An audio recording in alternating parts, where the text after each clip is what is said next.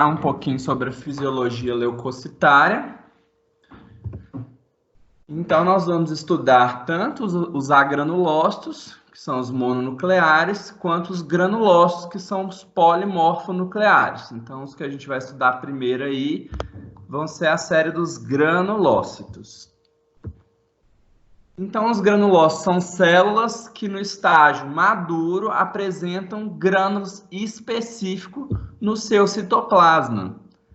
Então, essas células elas são produzidas e maturadas lá na medula óssea e elas passam algumas horas no sangue e aí elas vão migrar para o tecido para desenvolver, né, o seu papel na imunidade, que é fazer a fagocitose e destruir agentes patogênicos. Então, quais são os granulócitos que a gente tem, né? Então, a gente tem aí os neutrófilos, os eosinófilos e os basófilos.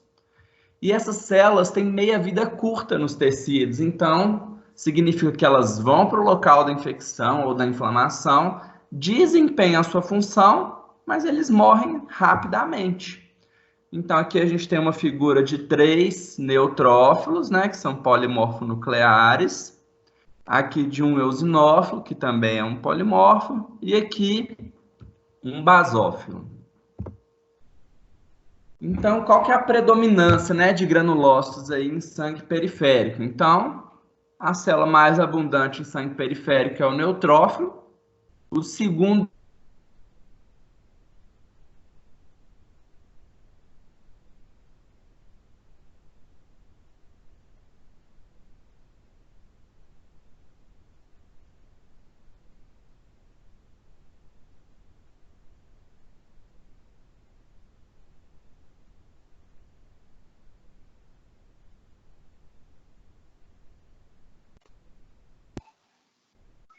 Travou.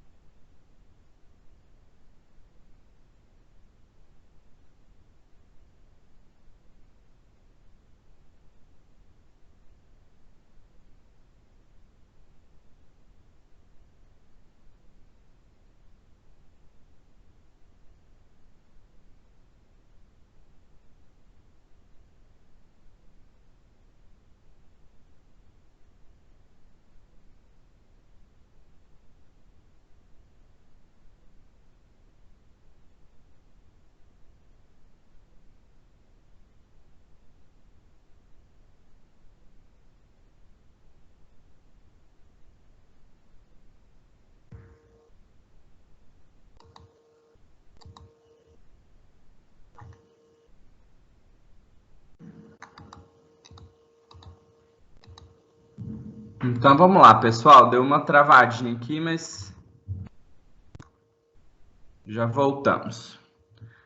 Então aqui eu trouxe para vocês uma figura de um hemograma, né, de um resultado, de um laudo de hemograma, onde a gente vê claramente o que é essa prevalência, né, a predominância. Então, a gente tem o valor de referência.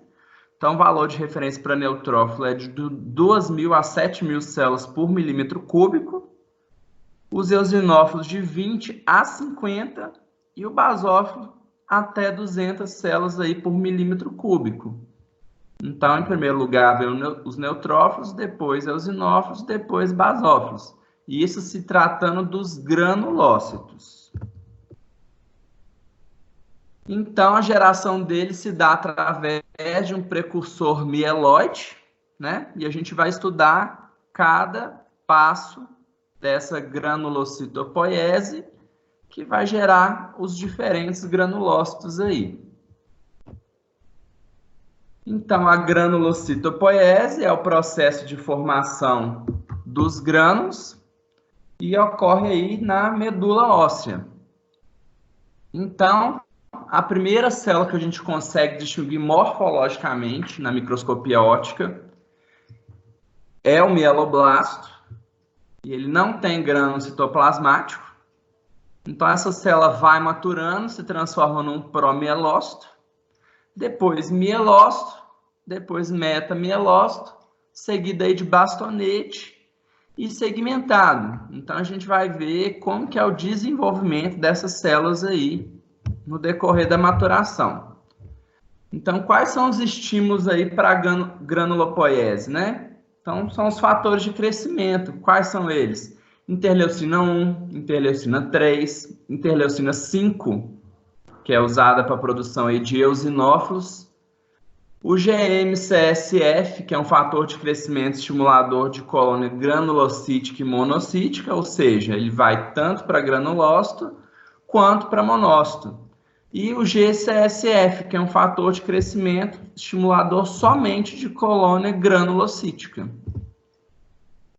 Então, aqui é só explicando para vocês, né? Então, esses fatores de crescimento, eles atuam em células troncos e em células progenitoras, né? Então, aqui é um progenitor mieloide.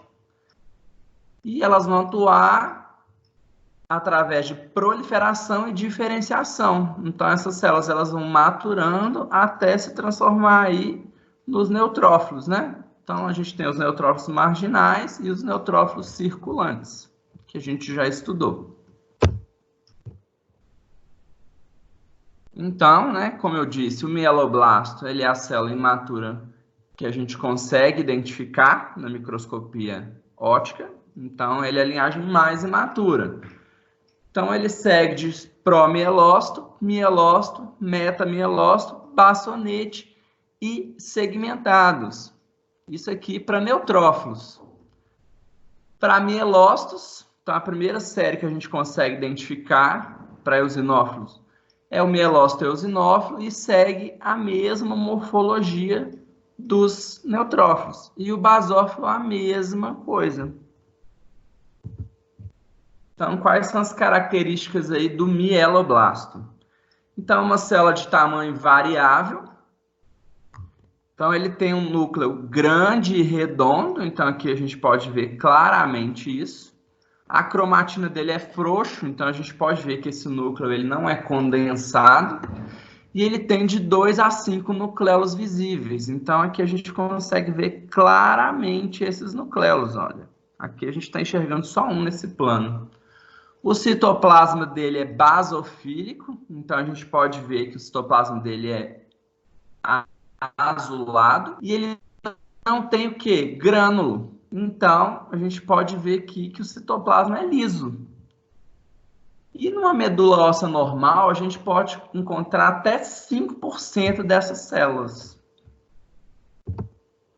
Já o promielócito é uma célula um pouco maior, ainda tem um núcleo redondo, só que aí a gente já começa a ter o quê? Aparecimento de grânulos primários no citoplasma, que são chamados grânulos azurófilos.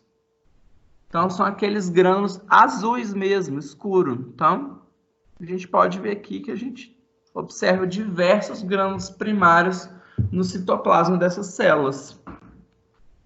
E essa célula ela tem nucleolo, mas muitas das vezes esses nucleolos eles não são visíveis.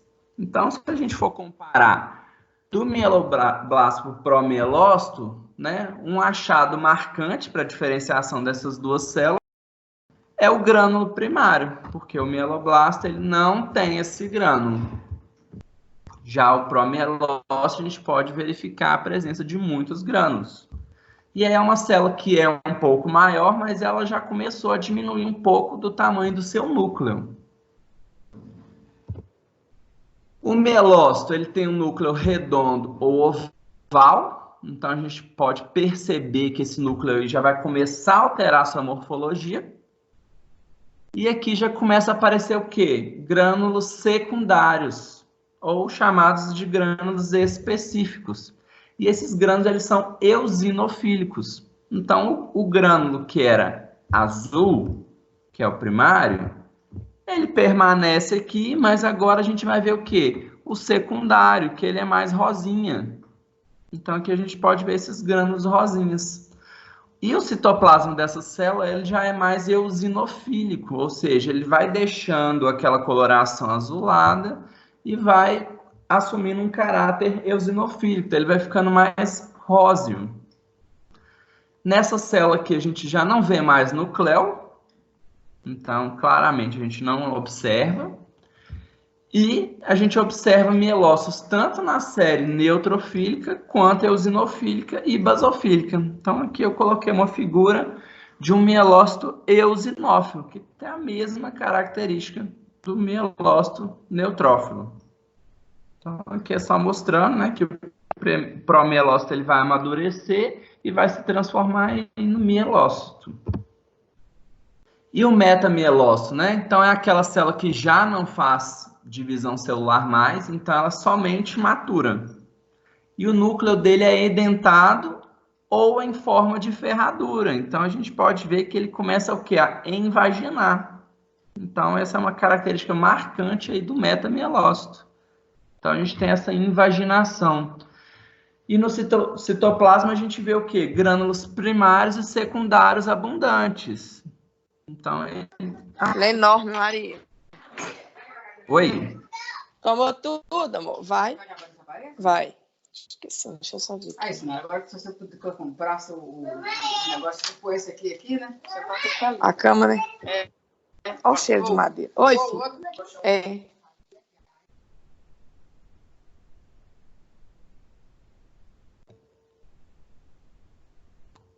Então, voltando aqui, o mielócito ele vai começando a invaginar e vai se transformar em um metamielócito. Então, é uma característica marcante. Já o bastonete, ele é uma célula totalmente madura. A cromatina dele é condensada, então a gente vê que esse núcleo fica mais escuro. E o citoplasma é acidófilo, então ele já é róseo.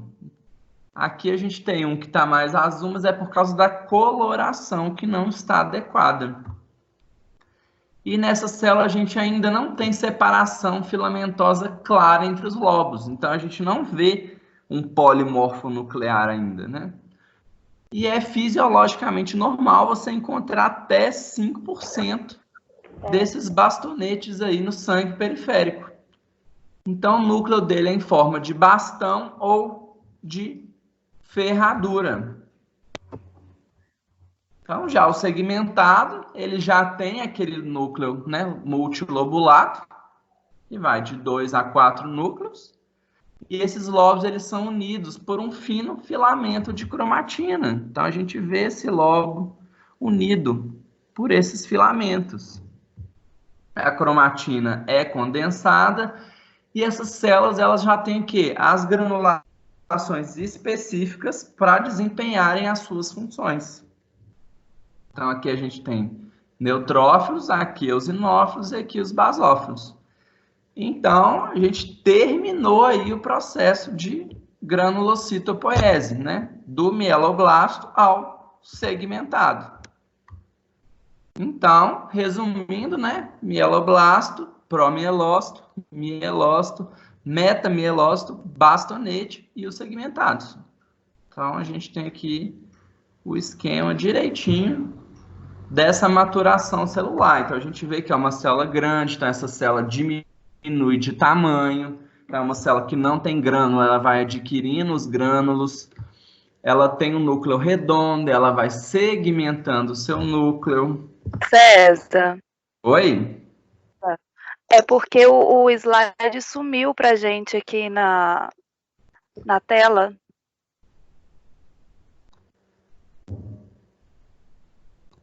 Voltou? Voltou, obrigada. Vocês pararam aonde? Aqui vocês já viram? Não, voltou quando o microfone ficou aberto, que parou, na verdade. Vocês viram até onde?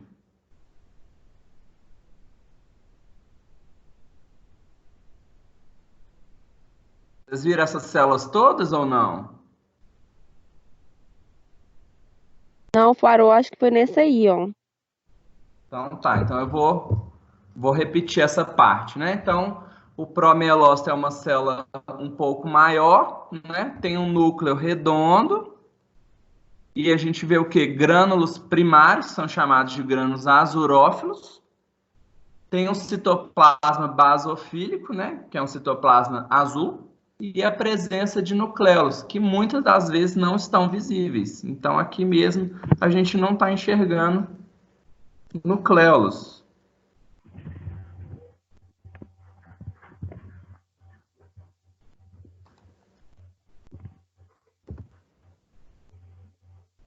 O mielócito ele é uma célula que ele já tem um núcleo redondo ou oval.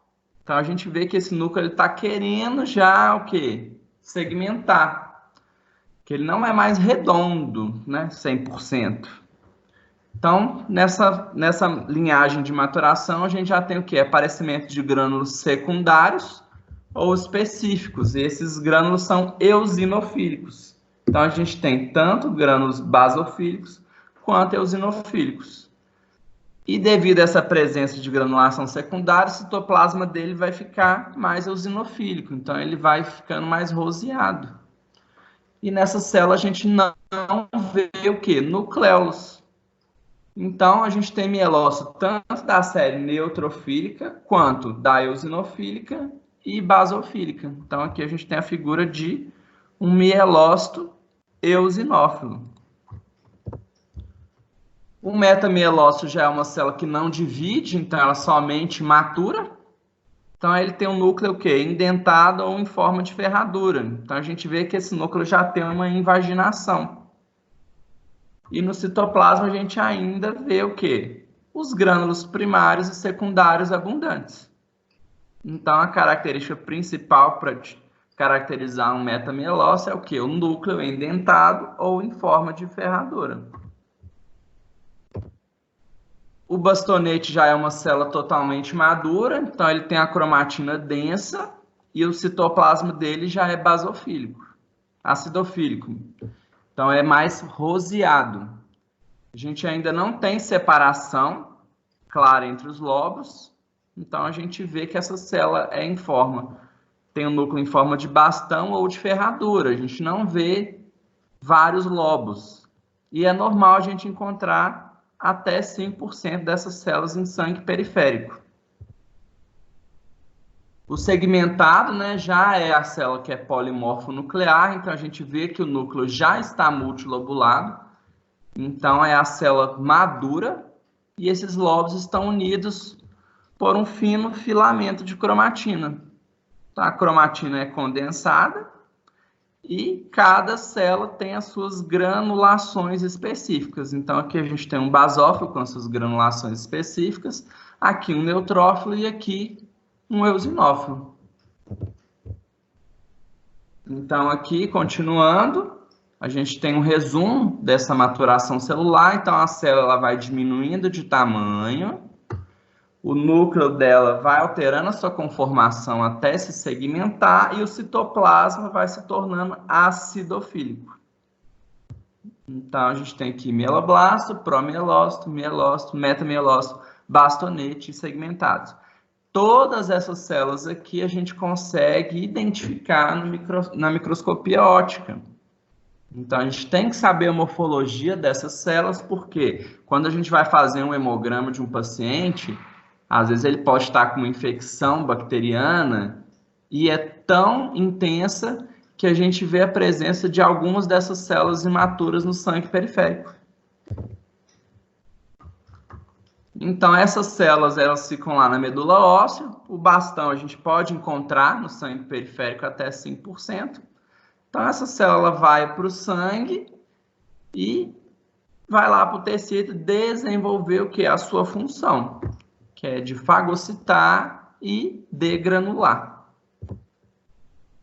Então, aqui eu só coloquei um esqueminha para mostrar para vocês que esses grânulos têm diversas proteínas e componentes, e eles têm, né, a função de combate a micro-organismos patogênicos. Então, cada célula ela tem uma função específica no combate. Então, aqui a gente tem lisozima, mieloperoxidases, defensinas como grânulos primários, grânulos secundários também, lisozima, lactoferrina, gelatinase. Então, são enzimas que vão fazer degradação de agentes patogênicos. Aqui a gente tem eosinófilos, né? Proteína básica, peroxidase, fosfatase ácida. O basófilo secreta histamina, heparina, tripsina, quimiotripsina. Então, a gente vê que cada célula tem um grânulo específico e cada grânulo ele tem a sua função. Então, voltando aqui a falar, né? Então, a principal função aí do neutrófilo é a fagocitose de agentes patogênicos. Então, como que isso acontece, né? Então, através da geração de fatores quimiotáticos, que são aqueles fatores que vão atrair a célula até o local da infecção. Então, são citocinas e quimiocinas. Então, aqui é só para falar que a gente tem neutrófilo marginando, ou seja, ele fica perto do endotélio para poder fazer a diapedese, e os neutrófilos circulantes, que eles estão mais ao centro do vaso. Então, aqui, voltando novamente no processo de quimiotaxia, a gente tem a ativação desse neutrófilo, né? Então, a gente teve uma bactéria que está lá no tecido, essa bactéria ela foi reconhecida por alguma célula residente. Essa célula residente secretou uma citocina, que foi lá no vaso sanguíneo e ativou esse neutrófilo. Então, esse neutrófilo ele expressou selectinas, então ele se ligou ao endotélio e rolou até o local da infecção. Então, quando ele chegou no local da infecção, ele expressou o quê? Integrinas, então ele teve uma adesão forte ao endotélio, e aí ele fez o quê? Uma migração. Então, ele migrou por entre as células endoteliais. E foi lá no local, né, da inflamação ou da injúria para combater aí o agente infeccioso. Então, isso aqui é muito importante para vocês. O aumento do número de neutrófilos circulantes no sangue periférico é chamado aí de neutrofilia. E a diminuição dos neutrófilos no sangue periférico é chamado de neutropenia. Então, aqui a gente tem um resultado de um hemograma, onde a gente tem 81% de segmentados, correspondente a 18.444 células por milímetro cúbico. Então, o normal é de 1.800 a 8.000. Então, a gente tem aqui um aumento desse número de segmentados. Então, a gente tem o quê? Neutrofilia. Então, quando a gente pega um laudo de um hemograma que o segmentado está acima do valor de referência, a gente tem uma neutrofilia. E quando ele está abaixo, né? Então, aqui a gente tem 5% e 227 células por milímetro cúbico. Então, o normal é de 1.000 a 9.000, nesse caso, esse paciente. Então, a gente teve o quê? Uma neutropenia. Então, a gente teve diminuição do número de neutrófilos circulantes no sangue periférico. Então, quais são as causas de neutrofilia, né? Então, pode ser fisiológica, onde a gente não tem nem aumento da produção pela medula óssea, nem dano tecidual, e é devido à desmarginação. Então, é quando o neutrófilo ele sai da margem do vaso e vira um neutrófilo circulante. Mas a gente pode ter também neutrofilia reacional, como no caso de diversas doenças infecciosas, como eu falei, então a gente tem uma doença bacteriana. Então, aquela doença bacteriana provocou um aumento do número de neutrófilos circulantes, porque esse neutrófilo ele tem que ir lá no local da infecção fazer o trabalho dele. Então, a gente precisa de muito neutrófilo. Então, tem geração de estímulo para a produção aumentada dessas células. Ou então, uma inflamação, alguns medicamentos. E também questões neoplásicas, né? Então, a gente tem uma leucemia mieloide crônica, onde a gente tem o quê? Presença de neutrófilos maduros em sangue periférico. E aqui é muito importante a gente entender que existem dois tipos de apresentações no hemograma. Então, a gente pode ter uma neutrofilia sem desvio à esquerda, ou seja, a gente tem um aumento do número de neutrófilos, mas a gente vê que os neutrófilos estão maduros. Então, a gente vê que eles são segmentados. Só que a gente pode ter também o chamado desvio à esquerda. Então, é quando a gente vê células imaturas no sangue periférico. Por quê? É normal a gente ver 5% de bastão e o restante de neutrófilo, não é? Só que em condições exacerbadas, o estímulo é tão intenso que essa célula começa a sair imatura. Então, a gente não vai ver só segmentado. Então, a gente pode ver bastonete, a gente pode ver mielócito. Então, olha, aqui a gente tem um exemplo de um desvio à esquerda.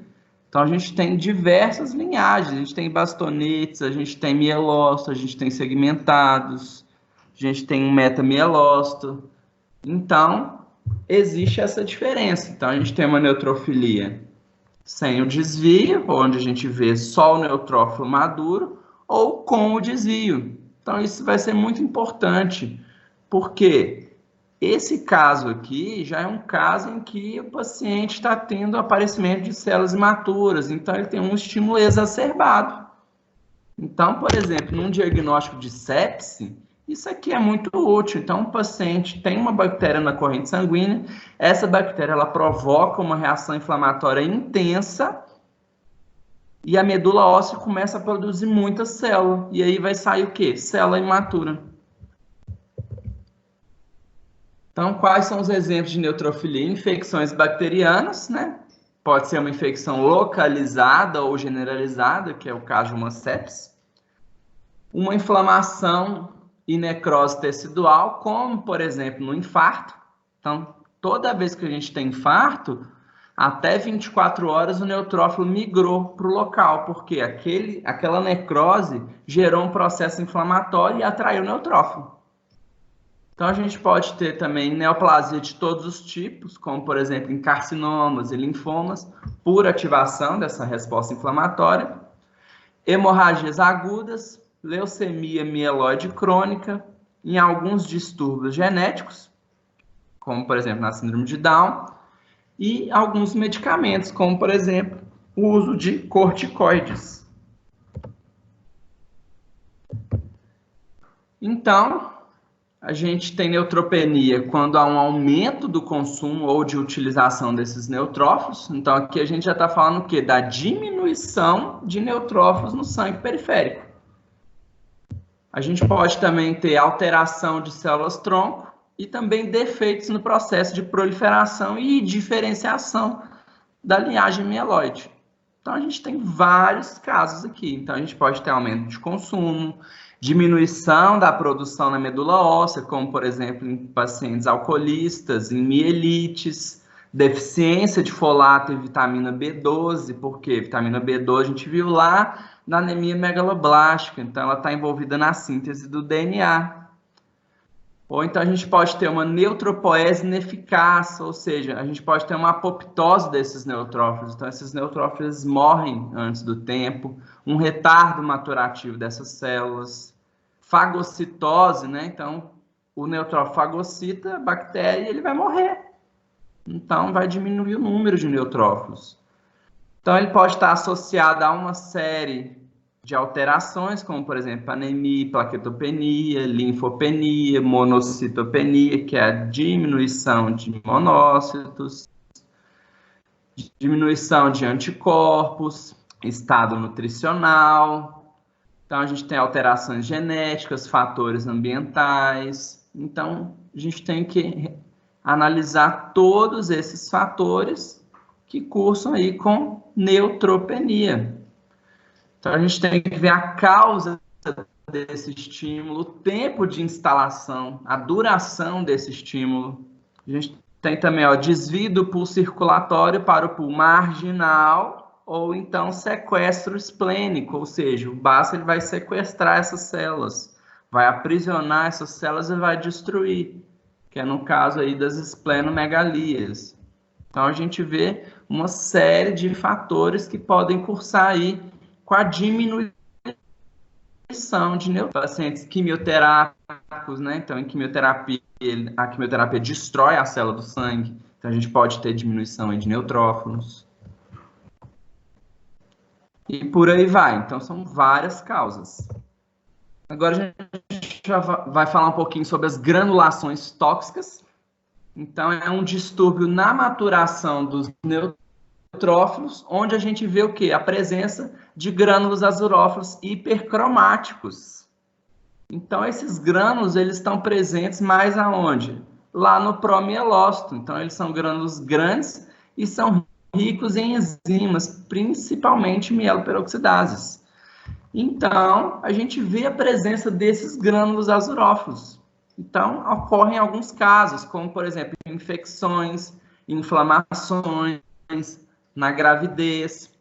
Então, se sabe que, por exemplo, durante um choque séptico, o paciente ele pode apresentar granulação tóxica. E esses grânulos, eles são grânulos anormais. Então, também é um fator aí prognóstico que a gente consegue avaliar no paciente. Então, a presença de granulação tóxica não é uma causa benéfica, dependendo do caso, como numa... Agora a gente vai falar dos distúrbios benignos, dos neutrófilos. Então, a primeira anomalia que a gente vai estudar chama Pelguerot.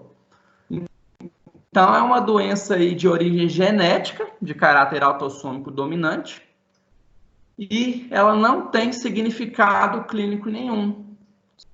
Só que a gente tem o quê? Predominância de neutrófilos bilobulados e bastonetes em sangue periférico. Então, quando a gente faz a lâmina desse paciente, a gente acha que tem o quê? Um desvio esquerdo acentuado, porque a gente vê só bastonete. Mas não é que sejam bastonetes, é porque o neutrófilo ele é bilobulado. Então, a gente não vê segmentação desse núcleo e nem o núcleo edentado. Só que é muito raro. A gente pode ver alguns neutrófilos com segmentação. Só que muitos deles têm esse caráter. Então, ele parece realmente um bastonete. Então, isso é muito importante, porque às vezes a gente recebe um hemograma de um paciente e a gente vê que só tem bastonete na lâmina. Então, a gente vê que essa célula aqui é uma célula imatura. Só que dependendo, a gente não vê o quê? Segmentado. Então, a gente não vê 3 lobos, 4 lobos. A gente só vê esses neutrófilos bilobulados. Então, a gente já pode desconfiar que pode ser uma anomalia de Pelguerot. Porque não é normal a gente encontrar só bastonete. Então, quando a gente tem desvio, a gente pode encontrar neutrófilo. E no caso desse paciente aqui, todos os neutrófilos estão bilobulados. Então, ele confunde o analisador, porque ele vai achar que isso é um bastonete ou um metamielócito. E não tem significado clínico. Então, é somente na morfologia aí dessa célula. A anomalia de May-Hegling também é de origem genética. E a gente vê o quê? Presença de neutrófilos com inclusões basofílicas de RNA no citoplasma. Então, é somente uma inclusão citoplasmática. Então, esse é um paciente que está associado a quadros de trombocitopenia e presença de plaquetas gigantes. Então, é uma doença que provoca uma trombocitopenia. E um dos achados principais é o quê? A presença dessa inclusão citoplasmática, que é a anomalia de May-Hegling. Então, a gente tem que identificar direitinho. Então, aqui a gente tem um bem clarinho e aqui a gente tem um que está mais escuro. E aqui uma plaqueta gigante.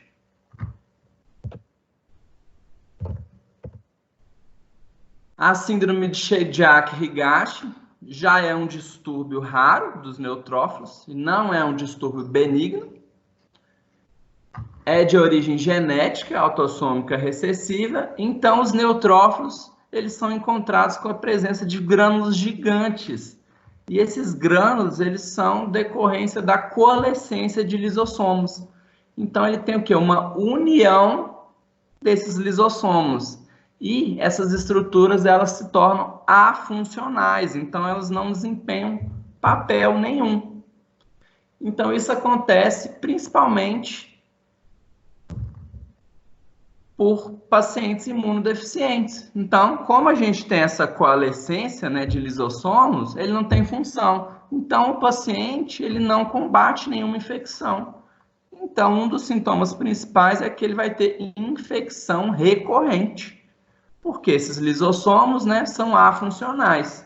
O lisossomo ele é uma estrutura, né, um vacúolo onde tem as enzimas que vão digerir os agentes patogênicos. Então, nessa síndrome, eles vão se unir e vão se tornar afuncionais. Então, o paciente ele fica aí imunodeficiente. E a gente pode encontrar essa coalescência em outras células, como, por exemplo, em monócitos. Então, não é somente nos neutrófilos. Agora a gente vai falar um pouquinho dos eosinófilos. Então, os eosinófilos participam aí das alergias e das parasitoses provocadas aí por eumintos. Então, é essa célula aqui, ele é bilobulado, tem um citoplasma marcante, porque ele é bem eosinofílico. E aqui, novamente, aquele vídeo que a gente viu na aula, né?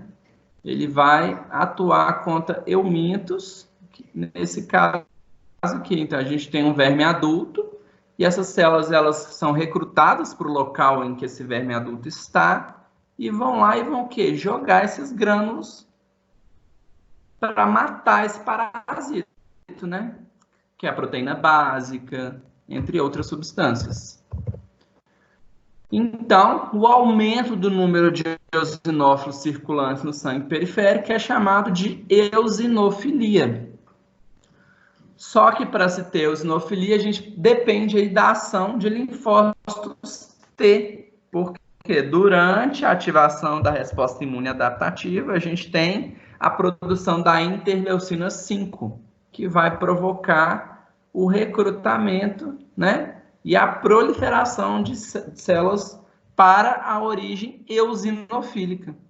Então, a gente pode encontrar em causas imunoalérgicas, como, por exemplo, nas atopias, né, rinite e asma, uso de drogas e também doenças reumáticas, como, por exemplo, na artrite reumatoide.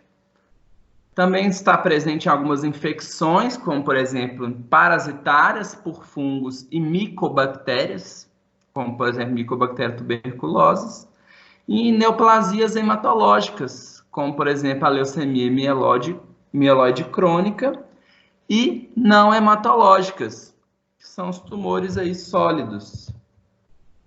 Então, aqui a gente tem um hemograma com 28% de eosinófilo e um total de 2.436 células por milímetro cúbico. Então, o normal é de 100 a 400. Então, esse paciente aí tem um aumento de eosinófilos, que é chamado de eosinofilia. Então, o médico ele tem que analisar o caso do paciente. Tá? É um paciente que está com suspeita de uma verminose, né? Então, é um paciente de uma região pobre em saneamento básico, é um paciente de uma região rural, então suspeita-se que ele esteja infectado com Ascaris lumbricoides. Então, esse parasita vai provocar uma resposta imune, ativação de linfócitos T, produção de interleucina 5, e aí vai ter o quê? Eosinofilia. Então, vão ser recrutados mais eosinófilos para poder matar aquele verme. Então, o médico ele vai analisar o caso do paciente como um todo. Ou é um paciente que tem uma asma grave, então ele tem um processo alérgico.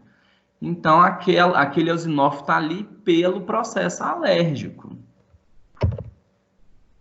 Já os basófilos produzem mediadores inflamatórios, como, por exemplo, histamina, serotonina, leucotrienos e outros. E ele é o principal produtor de histamina circulante. Então, ele também está ligado ao processo das alergias, como no choque anafilático, na asma e na urticária. Então, o aumento do número de basófilos circulantes no sangue periférico é chamado de basofilia. Então, a gente encontra em casos alérgicos e também em neoplasias hematológicas, como na leucemia mieloide crônica. E a gente vai ver mais para frente que ele funciona como um marcador prognóstico da doença. Então, quanto mais basófilos a gente encontra, pior é o prognóstico do paciente. Então, aqui a gente tem um hemograma com 3% de basófilos, ou seja, 261 basófilos por milímetro cúbico, e o normal é até 100. Então, esse paciente tem o quê? Uma basofilia.